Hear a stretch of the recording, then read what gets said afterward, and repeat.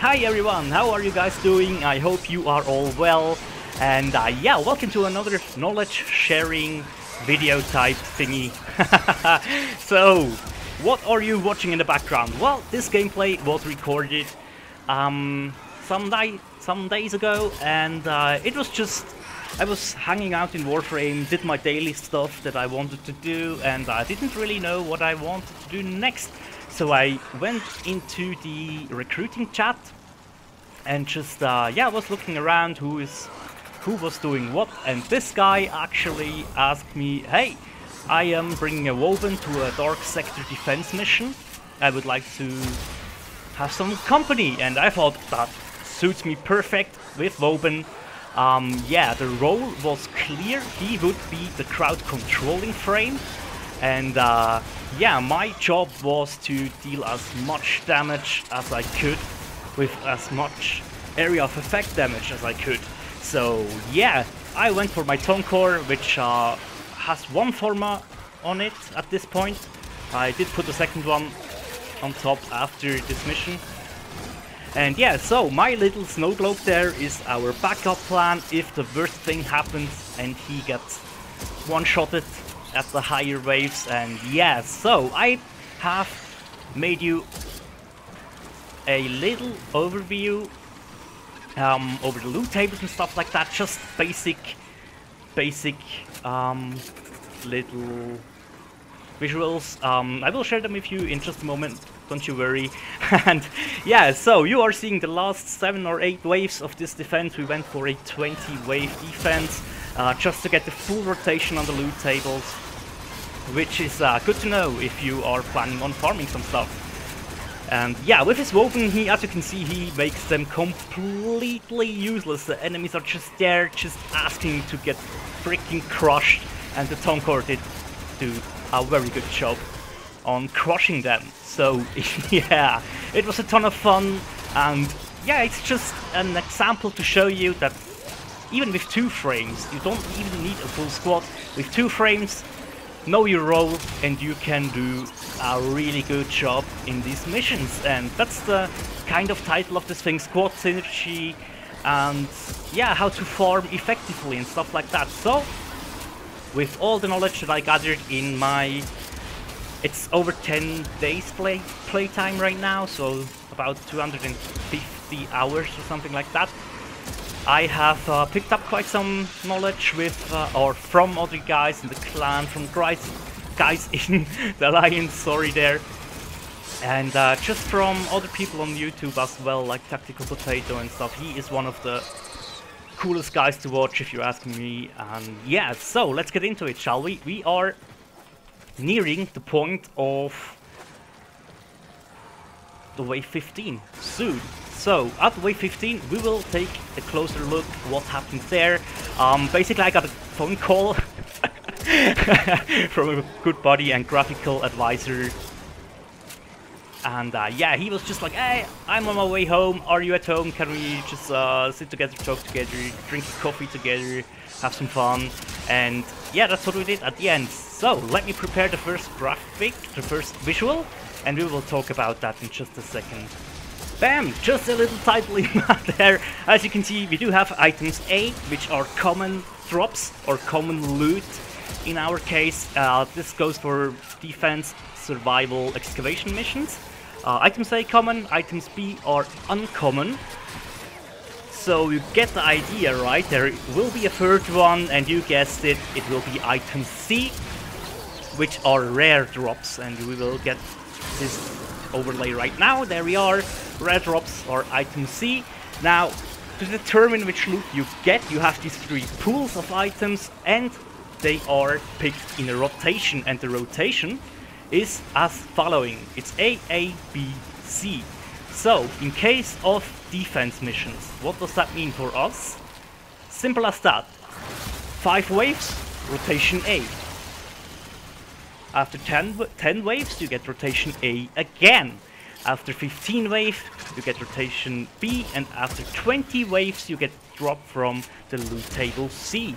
So, you do get, for half the mission, 2 common drops, which isn't that bad as it sounds, because you get relics and stuff like that from that. So, but just to give you the basic idea, you get 2 times a common drop. At 15 waves, the uncommon drop, sometimes a relic or endo or whatever it is, basically just uncommon, a little bit better, and at wave number 20, once you finish that one, you will get your rare drop. So, why did they do that like that? It's just, that's where the random number generator kicks in. So you do have, I do call it loot tables, just because that's the term that I'm familiar with, but if you have other names for that stuff, just go for it, just call it whatever you want, basically. This is the item pool, it's a reward pool, whatever, and as you can see in the background, it's getting a little bit hectic, so I'm using my avalanche not as damage dealing, but to freeze my enemies for a couple seconds so we can take care of them. That's just so, yeah, to explain what I was doing there. So yeah, back to topic. Now our loot tables, right? So you have these 3 loot tables, these 3 pools with possible rewards in them, and I don't know how many items are in there, and it doesn't really matter anyways, but here is a good example. As you can see, we did get 3 relics, but we did get 2 Neo relics, which are a common drop, and the Axi relic is actually a uncommon drop. So as you can see, I was messing around with extract and battle there. That was totally not what I wanted to do. That's what I wanted to do. I wanted to open the chat window, and yeah, so yeah, don't know what we were doing there. I was just, yeah, alright, I was writing him, yeah, I want to go for 20 because I do want the full rotation on the loot table. Yeah, just so you know what's going on there. And yeah, back to the loot table. So you have your common drops, and you have like, let's say 10 of them in there, and at the first rotation, take the loot table A, pick a random item out of that pool, and that's your reward. Same goes for every other 5 waves you complete. Or let's say you're playing survival missions. 5 minutes and 10 minutes are your rotation A reward, 15 minutes is your rotation B reward, and 20 minutes is your rotation C reward. So now you know why I do prefer to stay at least 20 minutes in a survival. Before Spectres of the Rail, we even went on 40, 60, 80 minute survivals or 80 wave defenses and stuff like that. That was just how we used to get our really good stuff. Yeah, after Spectres of the Rail hit, though, since then it's just go for a full rotation, fail out, do it again, you have more out of it, believe me. The rewards in the loot tables are exactly the same whether you stay for 20 waves or 200. It doesn't matter anymore. It used to be that it does matter, but nowadays it's just, it's redundant. You don't get better loot the longer you stay. Yeah, the only thing where you stay longer is to have fun basically with your squad. If you want to see how long you can last and stuff like that, then yeah, sure, go for it. Stay as long as you want to. And even I go on 40 and 60 minute survivals sometimes just to test out my frames and my guns. So yeah, that's about it. Wow, that was a lot of talking. Yeah, I hope you get the idea of the loot rotation, the loot system, how this really works. It's just really simplified, but that's the whole magic behind it. And it's not the only game that works like that, guys. A lot of the MMOs actually work with this kind of algorithm or logic, basically. And yeah, it's just good to know. If you're planning on doing some farming and let's say you do know what the drops are in the loot tables, I have to look them up in the wiki every time. I don't think I played this node particular before, so I had no idea what was in the loot tables. So yeah, but oh well. As you can see now, it starts to get really hectic right now, and I think I only customized Snow Globe once so far, which is basically not the best thing to do. But yeah, so I mentioned at the start, we knew exactly which one of us had which role, and we didn't know each other, we didn't talk to each other, we just really all we had was the text chat, and inside the mission I was like, hey, 20 waves, okay? And he was like, sure man, let's go for it. After the mission though, I was texting with him a little bit, and we're having a really good time. We went 2 times again in this mission with 2 other random guys, and it was a ton of fun as well. And we did get a good amount of uncommon and rare relics out of that, so it was definitely worth it.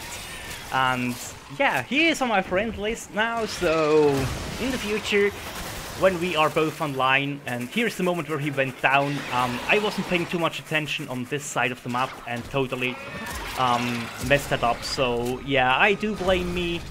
I'm sorry, Gibson, I really I messed up there, but as you can see, revived him and we are back in business and start dealing damage again. And the mission stats you will see, I was dealing like over 90% of the damage with the Tongue Core.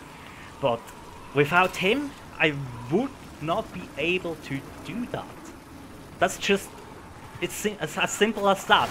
I know my Snow Globe can slow enemies down, but he makes them, he immobilizes them, so that is really, yeah.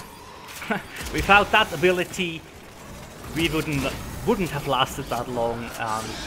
He is mixing in some other abilities of his, which is really fun, as you saw there. You get a real cluster of enemies, fire the Tongue Core inside of them, and boom, you see crit numbers popping up like 50,000 and stuff like that, and it's just amazing.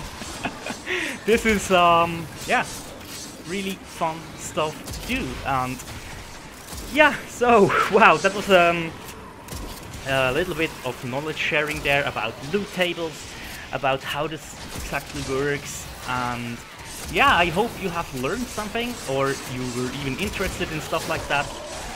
If you are, please let me know. I will happily continue videos like that, where I put like 10 or 15 minutes out of the game, and yeah, just gameplays where I thought that it was cool. I recently did a 20 wave defense on my own with my Nova Prime, and that was a ton of fun. I went in there with my Tongue Core as well. And the Nova Prime really was fun to use in this mission, and it helped out so much, slowed the enemies down, and once it got hectic, like wave 12, 13 to 20 again, I had my trusty Lex Prime with 1 Forma at my hand, and guys, whew, Lex Prime, my favorite secondary right now. Besides the Sonic Core, of course. The Sonic Core is just good for farming runs, for speedrunning stuff. You can just knock down enemies and get rid of them. But yeah, Lex Prime deals damage like crazy. I have one-shot with level 50 enemies and stuff like that. And yeah, perfect example here. Enemy level over 50. Yeah, 51, 52, something among these lines. Yeah, Tongue Core just one-shots this stuff, and that is really a build complete, I guess, or not complete, but I do know where I want to go with the Tongue Core, so now I can start putting more Forma on it, and yeah, that is how it's done, for me at least.